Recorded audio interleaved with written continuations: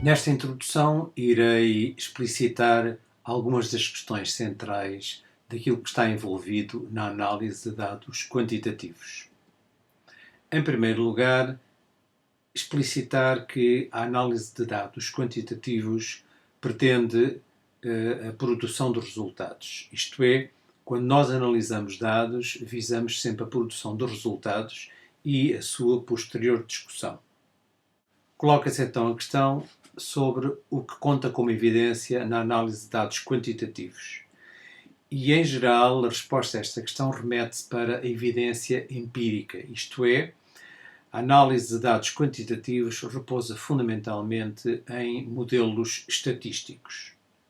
A análise envolve sempre a definição de categorias. Categorias são conceitos que são indicados pelos dados, não são os dados propriamente ditos. Uma categoria é definida sempre através das suas propriedades. E é com as categorias que progride a análise e a produção de resultados, através da criação de hipóteses, de relações, laços, ligações entre categorias e as suas propriedades. Tomemos como exemplo hipotético uma investigação cujo objetivo seria analisar os efeitos decorrentes de abordagens distintas de formação profissional na área das TIC e os índices de utilização das tecnologias evidenciados pelos participantes.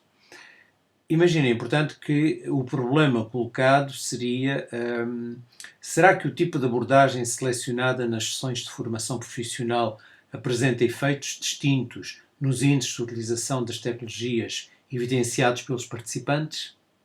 Bom, teremos que definir o que são, neste problema, as variáveis dependentes e as variáveis independentes. Vamos considerar como independente a variável a abordagem assumida nas sessões de formação e vamos considerar como hipótese que há três abordagens possíveis. Uma centrada numa dimensão técnica, uma centrada numa dimensão pedagógica e uma terceira centrada nos resultados nos produtos desenvolvidos. Consideremos como variável dependente a utilização das tecnologias através da medida dos scores apresentados numa escala multidimensional de utilização das tecnologias e imaginemos que teremos 4 dimensões. D1, que seria a preparação das atividades, D2, a gestão de recursos de divisão de tarefas, D3, a comunicação e partilha de informação e D4, a produção e desenvolvimento de recursos. Um design hipotético para este estudo passaria, em primeiro lugar, pela seleção de um grupo de profissionais sinalizados pela organização onde decorre o estudo, como não revelando capacidade ou interesse em explorar as novas tecnologias. Depois, num segundo passo, seria feita a constituição de 3 grupos, controlando os critérios de homogeneidade entre esses grupos, o grupo 1, o grupo 2 e o grupo 3, respectivamente aos quais seria, ou com os quais seria utilizado um dos processos A, B e C anteriormente descritos durante a formação. Numa terceira fase, aquilo que seria feito seria a medição, através de um self-report, por exemplo, dos índices de utilização das tecnologias, por exemplo, 2 meses após a formação.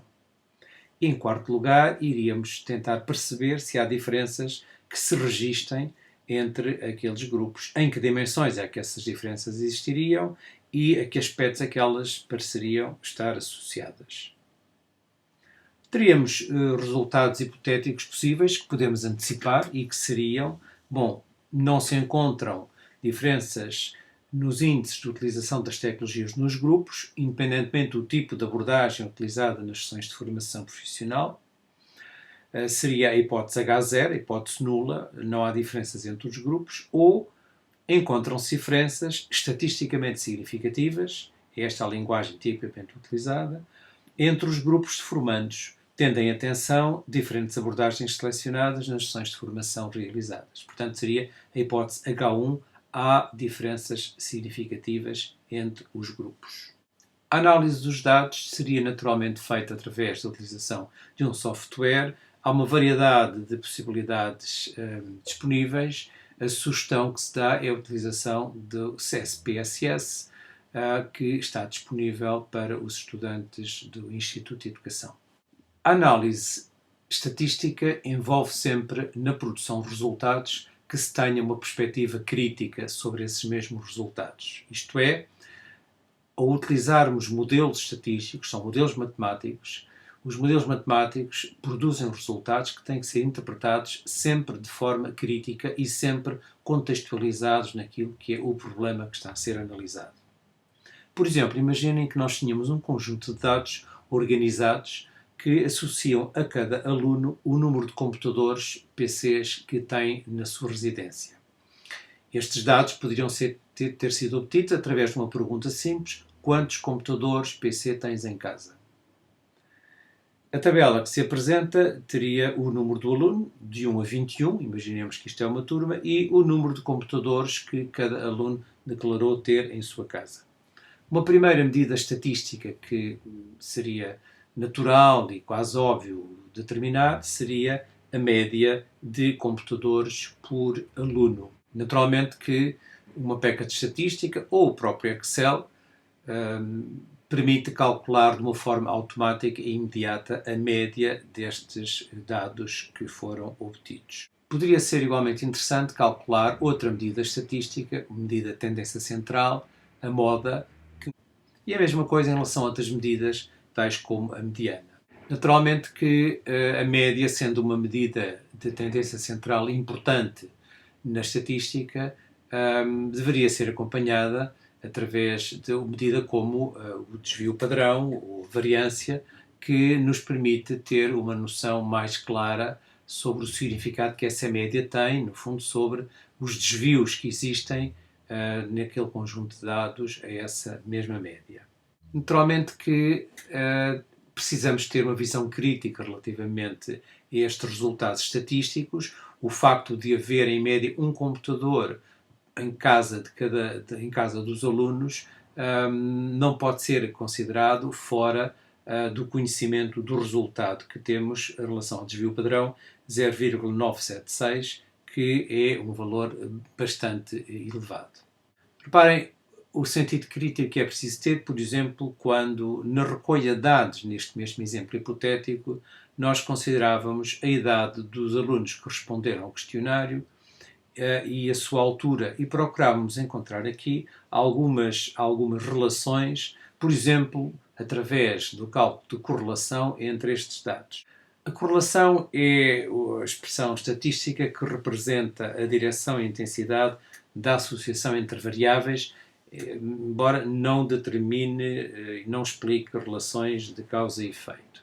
Uma correlação direta ou positiva é, por exemplo, esta que, hipoteticamente, também está representada neste gráfico, em que se percebe que há uma relação direta entre as competências digitais e a integração no mercado de trabalho. Isto é, percebe-se que existe uma tendência crescente e o cálculo da correlação, neste caso, 0,86, é considerado elevado. Uma correlação reduzida ou inexistente seria esta situação em que teríamos a relação entre a altura dos estudantes e o seu grau de literacia digital. Uma correlação elevada, expectável, aliás, lógica, de menos 0,76, correlação entre o absentismo e o sucesso escolar. No exemplo dos alunos e do número de computadores que cada um detém, é fácil, através, por exemplo, do Excel, encontrar uma correlação nula, neste caso mesmo zero, entre as idades dos alunos e o número de computadores que têm em casa. Embora seja possível encontrar uma correlação relativamente elevada, de 0,611, entre a idade dos alunos e a sua altura. Em qualquer das situações, o que é importante é que exista um sentido crítico relativamente aos resultados obtidos com as medidas estatísticas. E esta é a mensagem fundamental a ter nesta introdução aos métodos estatísticos e neste enquadramento que se pretendeu fazer.